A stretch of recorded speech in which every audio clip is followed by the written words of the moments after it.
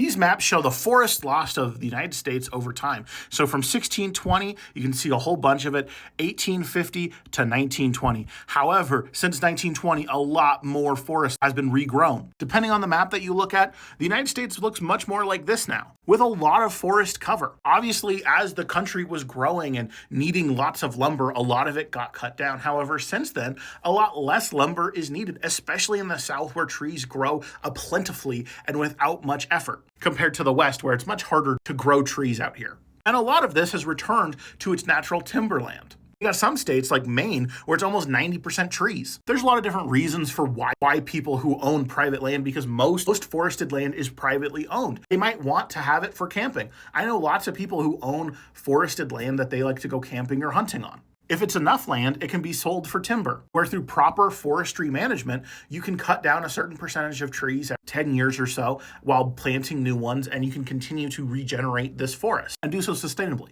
And while there's a lot of people who really like to make it seem like the world is terrible, the world is actually getting better. There are actually more trees in the United States now than there has been in hundreds of years. And while pessimists will always try and tell you that the world is getting worse and worse, it's okay to believe that the world is actually getting better. There's a great book called The Rational Optimist that discusses this type of stuff in depth.